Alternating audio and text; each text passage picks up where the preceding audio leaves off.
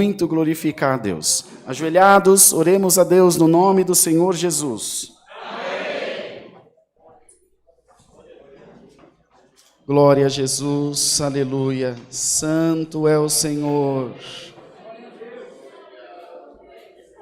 Senhor, nosso eterno Deus, nosso Pai celestial, ajoelhados aos teus pés em oração, te damos graça por essa manhã, ter trazido, movido os nossos pés até a tua casa, aonde nos reunimos para louvar o teu nome e celebrar a vida, celebrar a tua graça e o teu amor para com as nossas almas. Como Deus é bom, como Deus é maravilhoso. Estivemos aqui nos alegrando diante da tua presença. O mundo se alegra com as coisas que são deleites da carne, mas nós exaltamos, nos alegramos no Deus da nossa salvação. O Senhor, que é forte e poderoso, é aquele que tem cuidado das nossas vidas e nos tem ajudado até esse momento presente.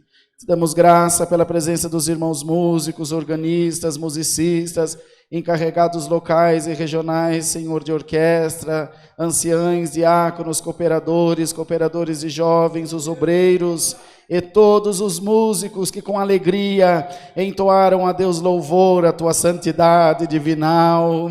Estamos encerrando esse ano com o coração cheio de alegria, Senhor, porque o Senhor tem sido a luz da nossa vida. Agora abençoa esse culto que já acontece a partir desse momento. Guia os nossos passos e do alto do céu manda a tua santa palavra e fala com a nossa alma, fala com o nosso coração e derrama nessa manhã a virtude do teu Espírito Santo sobre a nossa vida.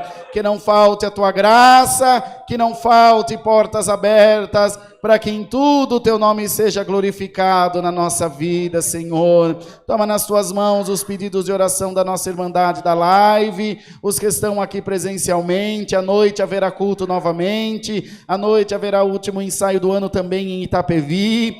É dia de festa para o teu povo, para em tudo o teu nome ser glorificado. Abençoa os nossos irmãos e irmãs que nos acompanham de outros estados, de outras nações, assistindo o Santo Culto agora, já o ensaio um pouco mais cedo, a reunião ministerial ontem à tarde, e assim o teu nome vai sendo glorificado, Senhor. Te damos graça, pedimos as tuas bênçãos, é no nome do Senhor Jesus que vive para sempre. Amém.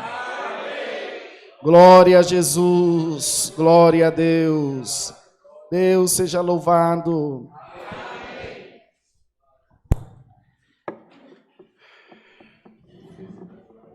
Irmãos, então é às 18 horas o ensaio.